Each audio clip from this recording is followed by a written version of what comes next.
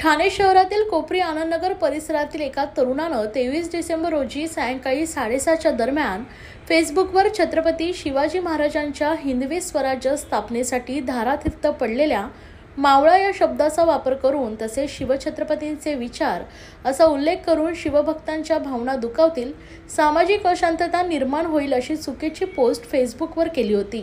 दरम्यान काही तासांनी सदर पोस्ट करण्याचं कारण स्पष्ट न करता पोस्ट काढून टाकण्यात आली, परंतु अजूनपर्यंत या तरुणानं केलेल्या प्रकाराबाबत अद्याप गुन्हा नोंद झालेला नाहीये। या तरुणावर योग्य ती कठोर कारवाई करावी। सदर प्रकरणाला पाठीशी घालणारे कोणी हा एक विषय, कायदा सुव्यवस्था राखण्यासाठी निवेदन देऊन शांततेत सदर प्रकरणावर योग्य ते शासन मिळावे। पुन्हा हिंदुस्थानात कोणताही व्यक्ती असं कृत्य करण्याची हिंमत करणार नाही अशी मागणी यावेळी जयेश गायकवाड यांनी केली आहे। तसेच यावर कठोर कारवाई व्हावी अशी ही मागणी शिवभक्त जयेश गायकवाड यांनी केली आहे। एक शिवभक्त म्हणून बोलतोय, जयेश दशरथ गायकवाड, राहणार कोपरी, ठाणे पूर्व, सकल हिंदू एकीकरण समिती। तसेच आजपर्यंत बरेच हिंदुत्ववादी संघटनांची कामं केलेली आहेत, हिंदुत्वाचं काम करतो। नुकताच 8 तारखेला आमचा शिवप्रताप दिन साजरा झाला, तिथे IRS ऑफिसर सुद्धा आलेले, बरेच मान्यवर आले होते, छान कार्यक्रम झाला। त्यानंतर आता 23 तारखेला संध्याकाळी एक पोस्ट पडली फेसबुकला, माझी वैयक्तिक बदनामी करण्याचा असा हेतू समोरच्याचा असं म्हणणं आहे, परंतु त्यामध्ये दाखले देताना तू छत्रपतींचा मावळा म्हणण्याच्या लायकीचा नाही, प्लस त्याच्यामध्ये आया बहिणींचा विषय आला। म्हणजे ह्या ज्या गोष्टी ज्या घडलेल्या आहेत, छत्रपतींच्या विचारांचा विषय, बरं वैयक्तिक बदनामीसाठी आपण रेफरन्सेस काय वापरतोय, मावळा हा शब्द वापरतोय, थेट मावळा हा शब्द वापरणं ही गैर आहे, हे चुकीचं आहे। शिवभक्त म्हणून मला ह्या गोष्टीचाही राग आलेला आहे आणि समस्त शिवभक्तांच्या वतीने मी आता बोलतोय की त्याच्यावरती, ह्या गोष्टीवरती आता माझ्याबरोबर हा प्रसंग घडलाय। सामाजिक प्रतिष्ठा माझी चांगली असल्यामुळे माझ्या दारापर्यंत माझ्या समोर कोणी आलं नाही, माझा विरोध आतापर्यंत झालेला नाही, कारण तशी सामाजिक प्रतिमा माझी नाही आहे, शिवभक्त म्हणून चांगला आहे। प्लस ह्या गोष्टीसाठी माझ्याकडून स्वतः नरवीर मोरारजी देशपांडे यांचे थेट वंशज आज इथे प्रेस कॉन्फरन्समध्ये सुद्धा आलेले आहेत आणि मी माझी बाजू क्लिअर केलेली आहे। माझा एवढाच विषय आहे की एखादी वैयक्तिक बदनामी करण्यासाठी तुम्ही मावळा शब्द वापरू नये, छत्रपतींच्या विचारांचा उल्लेख होऊ नये। आणि महाराष्ट्रात हा पहिल्यांदा हा प्रसंग घडलेला आहे।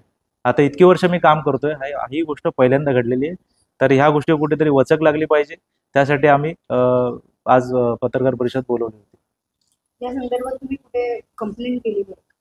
या संदर्भात जेव्हा घटना घडली, ज्यावेळेस पोस्ट पडली, त्याच क्षणी स्थानिक पोलीस स्टेशन, कोपरी पोलीस स्टेशनला मी निवेदन अर्ज दिला।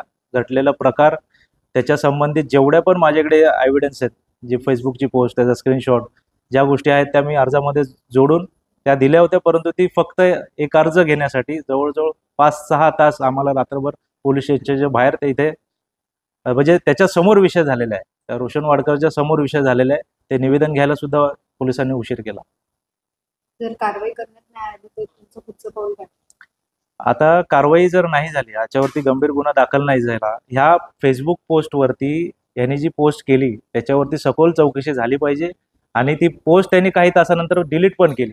बरं, डिलीट केली तर त्या टायमाला त्यांनी रिझनही सांगितलं नाही की पोस्ट का केली होती, कारण याच्यामुळे जर सामाजिक तेढ निर्माण झाली असती, शिवभक्तांमध्ये ज्या भावना निर्माण झालेल्या आहेत, आज ठाणे शहरामध्ये, कोपरी, ठाणे पूर्व भागामध्ये जर कोणाला विचाराल तर ह्या प्रकरणाचे प्रतिसाद फार वेगळे उमटलेले आहेत।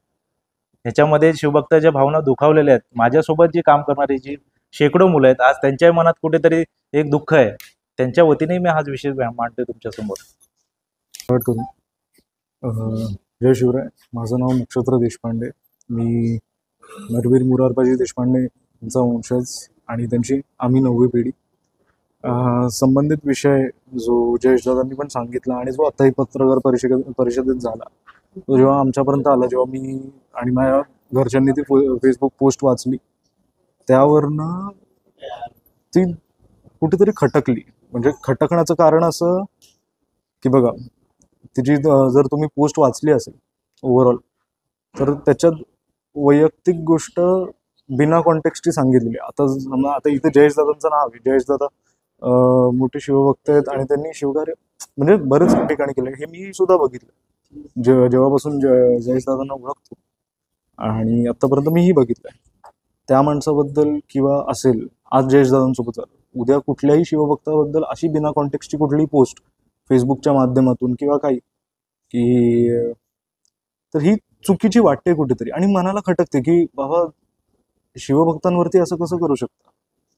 मुरारबाजींनी छत्रपती शिवाजी महाराजांना स्वामीनिष्ठेचं वचन दिलेलं त्यावेळेला, आणि ते स्वामीनिष्ठेचं वचन त्यांनी शेवटपर्यंत पाळलं. म्हणजे पुरंदरच्या लढाईत त्यांनी शेवटपर्यंत ते पाळलं, आणि तेव्हापासून आत्तापर्यंत आमची स्वामीनिष्ठा महाराजांपाशीच आणि नेहमी राहणार. पिढ्या पिढ्या जातील, पिढ्या येतील जातील, आमची स्वामीनिष्ठा नेहमी राहणार आणि शिवभक्तांच्या पाठीशी आम्ही नेहमी राहणार. आणि सदर पोस्ट बाबतीत आम्ही कळवा पोलीस स्टेशनमध्ये हा निवेदन अर्ज दिलाय. तर आमची एवढीच इच्छा आहे की योग्य ती कारवाई व्हावी, ज्या त्या व्यक्तीवरती योग्य ती कारवाई व्हावी आणि न्याय मिळावा, एवढीच.